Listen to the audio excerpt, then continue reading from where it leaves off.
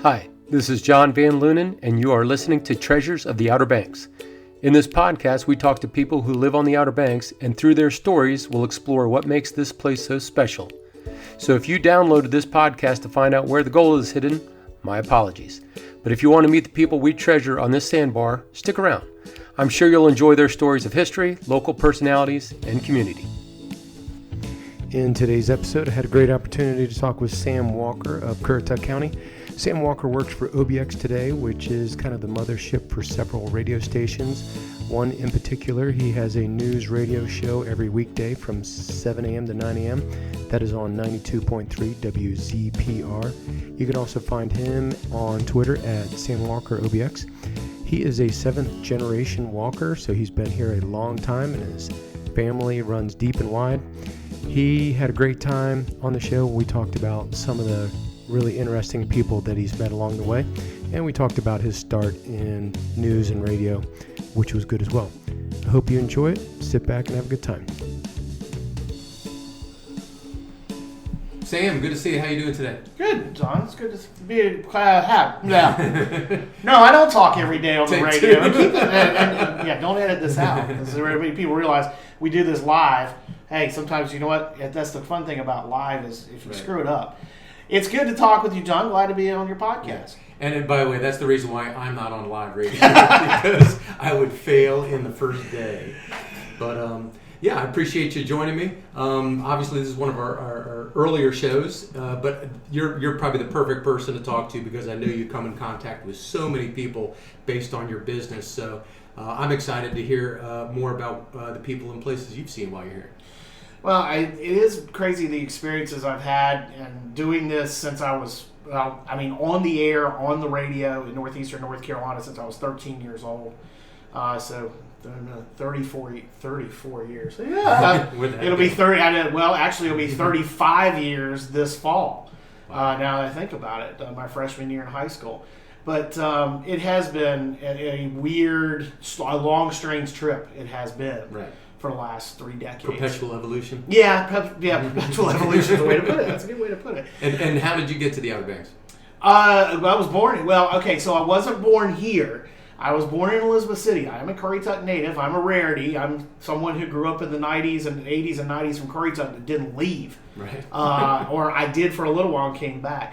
So I'm a native, 7th generation native of northeastern North Carolina. Wow. That history, do you know much about that history at all? A lot of it is commercial fishing. And my grandfather was one of 13.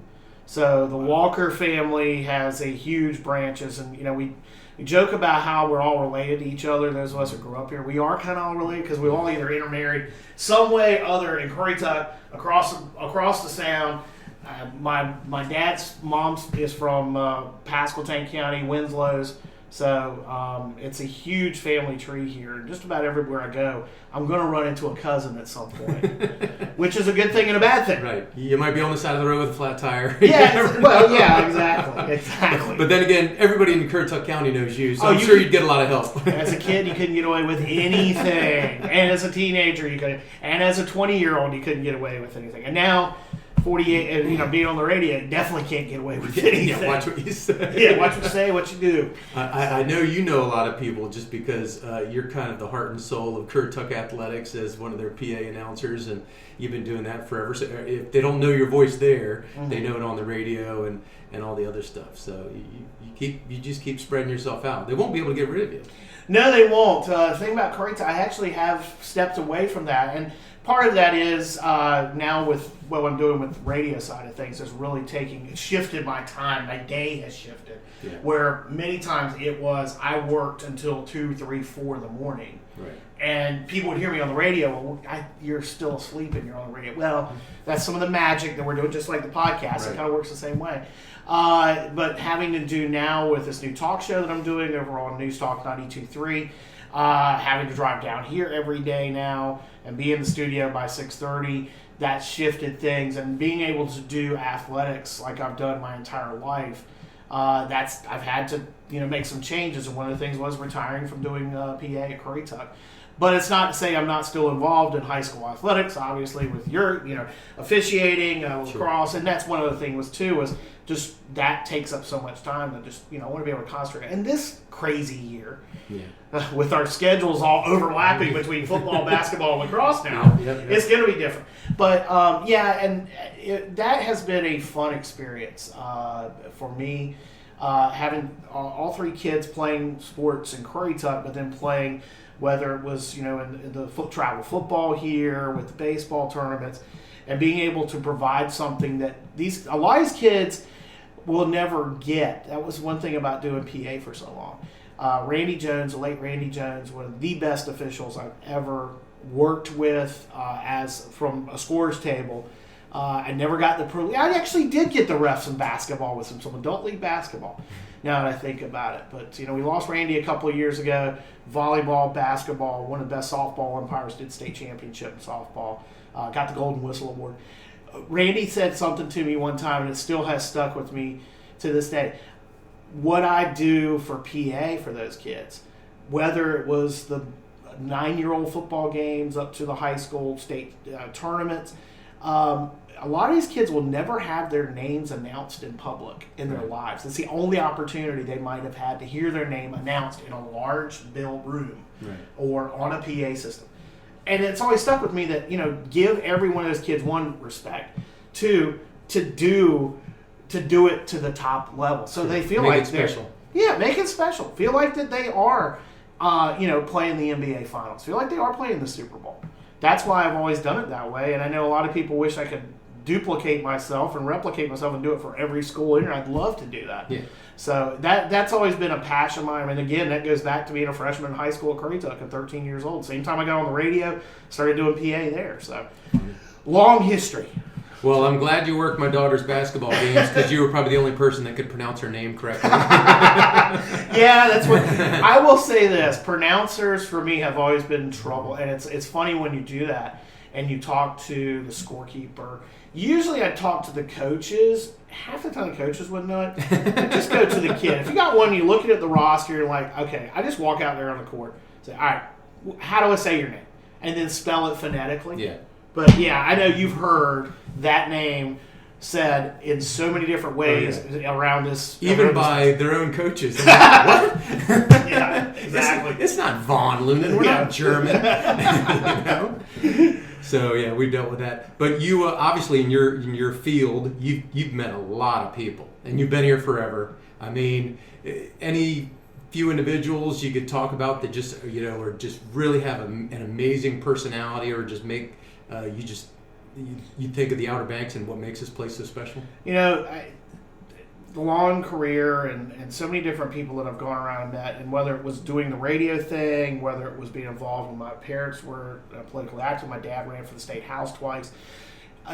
There's a few people that I have run into, but the one thing about it is everybody that's from here is special in some way. And I know it sounds corny, hack, whatever, but there's something about here that makes people different.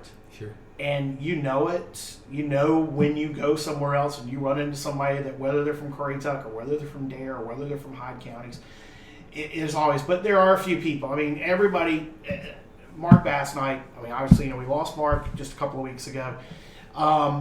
If you talk about someone who probably best represented us, not just in Raleigh, but as North Carolinians, that he would be. And we never really got a chance to talk directly. I had shifted to news right at the end of his time in the legislature. So I didn't get really to do the conversation that I wish I would have been able to do. I mean, for the last 10 years doing what I've done, the way we were doing news. There's so many. I mean, we talk about the Omi Tillets, my love for fishing and those guys, all the different charter captains. What did Mark Bassnight do that was, and I've heard good things about him too. So, but what did he do that just really, made him special here? You know what? This is no joke, and we've heard this story, since he passed away, and so many people shared it. Whether it was the governor sharing about stopping at every country store on US 64 between Raleigh and here and getting a pack of nabs and a drink and a Diet Pepsi. that was Mark. Yeah. But that's, he was doing that not just to do it, just to patronize it. He was doing it because it was a way to interact with his constituents. Sure. It was to find out what every person in the biggest district in North Carolina, it's bigger than the state of Connecticut. People don't realize it is bigger than the state of Connecticut. This first senatorial district. What area does that encompass? Well, at the time, it went all the way to Northampton County. So it went Northampton County across the state line down to, and when Mark was there, down to the Beaufort County, or at least eastern Beaufort County. So you're talking about from the Pamlico River to the state line to the Roanoke River. That district is massive. Yeah. And he made sure to stop in every country store it was. That was one of the things. My parents had one of those stores where he would go. And it wasn't just to get hooked up with them to talk about what was going on. Mom was county commissioner at the time when he was first starting in the Senate. He would relate. He would take that information, talk to his constituents, take it back to Raleigh because he knew that's what they needed. Yeah. But at the same time, he knew what the entire state needed. And he was, as much as he turned on that hoity-toity accent when he needed to turn it on and talk to people, but he turned it off at other times, and when it was time to get things done for the UNC system. If somebody needed something in Boone, it was just as important as somebody needed in Baumtown. So that was what made Mark so special. Eddie Green, another person. So many of these people who were business and government leaders, that's who I was exposed to as a child. Mom and dad, again, because they owned a business, what Eddie Green did with his life and as an example of how you should lead a life here. And so many people follow that. I think about the Willie's right next door to our studios here. Same thing. There's so many people here in Dare County and in Currituck that I've had an opportunity to talk to with me. They're probably the two that stand out more than anybody else. And if you were to give a tour to one of your friends, there's a distant relative, they're in Ohio somewhere, and they're coming down for a week. Where would you take them on the Outer Banks? What special place would you show them? You know what? I would load them up, and if it was 1995, I would load them up in my truck and drive out to Ramp 2 and go down there to up underneath the Bonner Bridge. That place, because that's where my kids learned to swim in the bait pond. Yeah. Can't do that anymore. So it's now it's drive out to the point. There's that place means a lot, more than I can even relate without totally getting a blubbery mess. Sure. And that's even growing up in Currituck and having Corolla and having the wild horses and getting married at Currituck Beach Lighthouse, which I wake up seeing every morning now. Cool. The point, driving on the beach here. That's what I've always said. Yeah. If you're going to bring somebody from out, if you have that opportunity, you drive them out on the beach. Because it's a unique thing, but it's something, it's because you can't do it pretty much anywhere in the country anymore. There's a lot of places you still can, but there really is Ramp 2 because our kids learned to swim there at the bait pond. We spent every Sunday we could sitting there around the bait pond. So here's something you might know a lot about. I missed this totally because I didn't come down here until 97 full time. But the dirt road and duck. You got any good stories about the dirt road and duck? I can tell you this. I talk about the Highway 12 being a sand road. Mm-hmm. I can tell you this. My mom is one of the people responsible for the gate that was at the county line no longer being there. Exactly. That was one of the first things she did was negotiating with Mr. Slick, who owned all the land with Audubon property, where the little airstrip is, Pine Island, in Corolla. He owned all that property between Sanderling at the time and the village of Corolla, or really Ocean Sands. And you had to be a property owner to go up there until 1980s, early 1980s. And one of the things before she became a county commissioner was she worked, that was one of the things when she ran in 1984, was getting that open so people could have full-time access to Corolla. So I can remember, I can't remember it. I'm born in 73, so probably at some point when it was still before it was paved. But I do know pictures. But like I said, going to Corolla, you had to know somebody that lived up there to go. Yeah. You couldn't go across through the gate. where the S curve is, and it widens out at the county line. There was a man gate there. So I kind of sort of remember. I don't have enough to say, when you had to drive through Duck and it was all sand, it was at least paved to there. But my memories are of going up to Corolla and going up there and watching and helping pull nets in at like 6 years old, pulling in mullet nets in the fall, and having to go through the gate. That's funny. Yeah. There's a guy named Wikey Wise, Mm-hmm. and he's about 80 or so, and he tells a story, and I'm going to get him on the show sooner or later, but he tells a story about the bombing range in Duck, Mm-hmm. and I guess they used to have sentries on the north end and the south end. They'd shut it off, let the people bomb, and then they'd open it up and let people drive through again. Well, for some reason, there wasn't a sentry on this particular day, and he was in the back seat of a station wagon or something with his aunt, and they started bombing all around. And he lived to tell about it. But I'm going to get him on the show, and he's going to tell that whole story, and it's going to be awesome. Oh, yeah, he would be a great one. That'd be great. I'm going to have to steal some of these guests you get from my show. Okay, so we talked about some locations. That was pretty cool. What else we want to talk about? Any historical stories? Whether interesting or factual.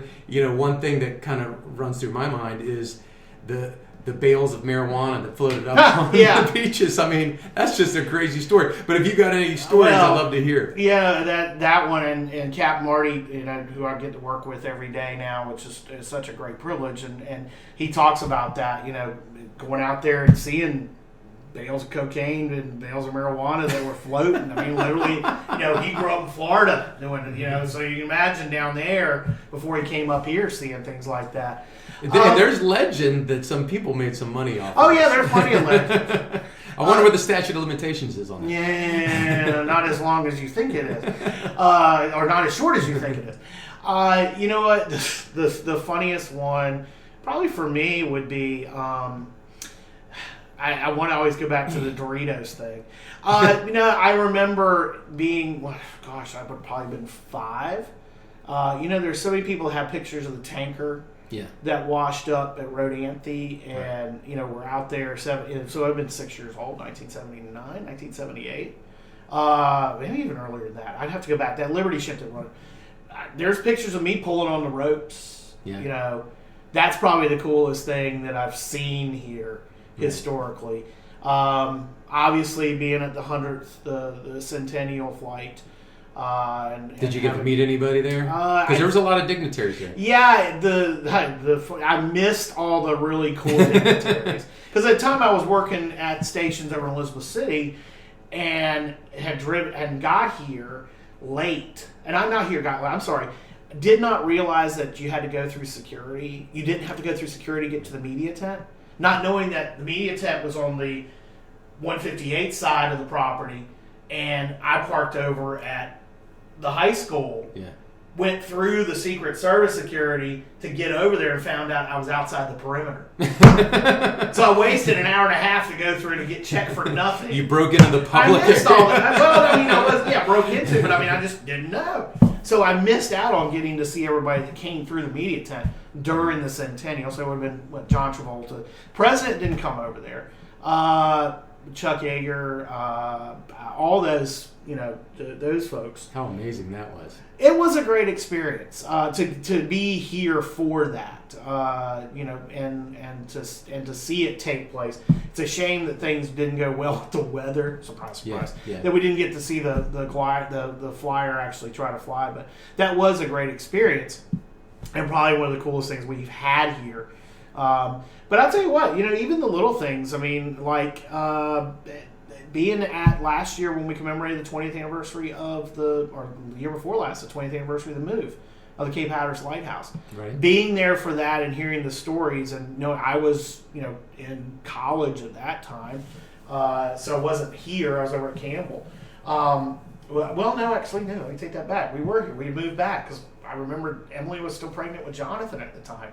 And I took her mom from Ohio down there to see it move. So I was back here, but I'm just going back and remembering those things and being there with the folks who pulled that off. Yeah, I was up to my eyeballs with work in the middle of the summer when they did that. But I remember there was a lot of controversy of whether or not to do it. I mean, there was people thinking this thing is going to fall over and crumble into pieces. Yeah, both locally and around the state. I mean, Hugh Morton, a great photographer and owner of Grandfather Mountain, he was one who was opposed to it. And he's one of the loudest voices you could have in North Carolina in terms of influence.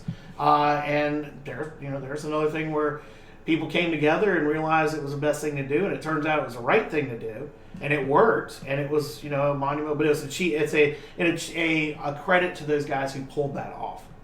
Yeah. Yeah. I just posted something on the blog site at Treasures of the Outer Banks, and it's about the Norris Baum Cemetery in Nags Head Woods, and there's a former slave who's buried there. Yeah. And so I posted something on a local Facebook page. It's called Vintage Scrapbook. The Outer Banks Vintage Scrapbook, yeah. Which is a pretty cool, Facebook page. I highly recommend it. And I posted a little essay, just just finding this place and gathering some information. And all of a sudden, out of nowhere, everybody had a little story about this guy in the cemetery and added a whole lot to it, which just shows you the power of the oral history. It's like, this isn't in a book, this can't be Googled, but there's people here that know a lot of stuff about it. So that's just amazing. And going back to your Southern Shores thing, is I remember the first year I started really spending time here, more than just little vacations. And I went into the neighborhoods in Southern Shores and realized this looks nothing like the beach. It was like I had no idea this existed. So the one-story ranch. You don't realize. I mean, people talk about all the houses here being on stilts, and then you go back in there, and it's one-story brick ranches, right? Which looks just like I said, any other part of the country. You don't realize it, except for the wind blowing 40 miles an hour. I mean.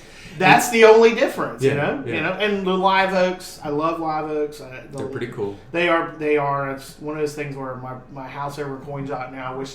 I wish I could I need to start planting them, and maybe by the time the kids are all, we've got great grandkids, they'll be up and running. With the way a live oak should look. Right. But that is one cool thing about. That's one of those things that people don't see it, don't realize. You forget that you are.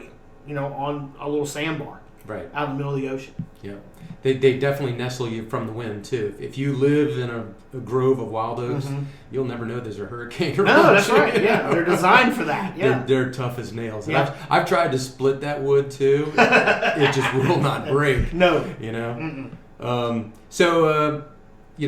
we've had a great conversation so far. If you were in charge of the podcast, and I might give that to you at any point in time. But who would you? There's got to be somebody on this beach. You're just thinking to yourself, man, I wish I'd really love to talk to that guy, or I'd really wish I'd learned more about whatever. Well, I mean, now you're just going to start stealing my guests on the talk show. Just one. Wow. You know what? Something. Any of these old, we call them old heads, but any of these old timers, Wanchis on the island. That's where you need it. Those are the ones, the oral history of the Outer Banks that we're losing every day. We talk about that.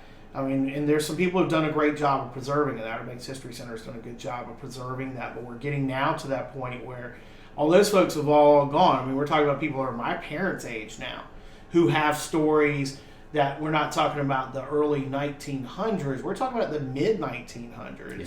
And even up until the bridges were open and the roads were paved, there's still a lot of those people around who remember that may have been kids, or teenagers. The casino era, but there's so many of those folks. Cool, the casino era. I mean, of the Outer Banks. That's what my parents. That was my dad grew up in Currituck. The casino was the place that you went, and those are the people that we want to talk to, because we're starting to lose them, and there's a little piece of our history. It's funny. I'll be the foosball palace. I guess we'll be the foosball palace era of the Outer Banks, because that was our hangout. And I guess they'll be talking to us in 40 years about. I remember when Tron came to Centipede. that stuff. Yeah. I remember, we remember Dowdy Park being, not, they remember his bowling alley. I remember his video game room. Right. I mean, those are those things. There's that group there. Any one particular person, I couldn't just like drop a name right now, but there's a lot of them. And there's a lot of folks that it's their parents and their parents. Yeah, that's who we need to be talking to right now. Right. Those are some folks as far as what you're talking about trying to do with this podcast. Right. Okay. No. Any questions for me? No, I think that's good. I mean, it sounds like you're getting there. Yeah, we'll figure it out. The cool thing about I will say this to wrap it up.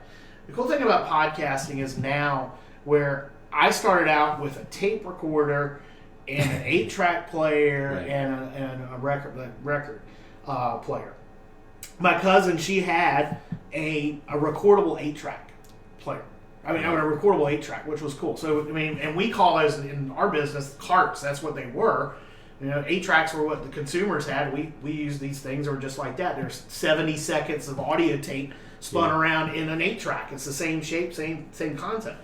But that's what I got started with at 6-7 years old, playing radio around the house, reading right mode commercials, and had the opportunity to start in that era with records and magnetic tape and razor blades and grease pencils and cart machines, to go into CDs. I mean, I was in radio at the beginning, in the late 80s, not really working in the studio. I mean, really the first time I got work in the studio was in college. We were taught to do all that. But we came in when the digital era started with radio and be able to digitally edit.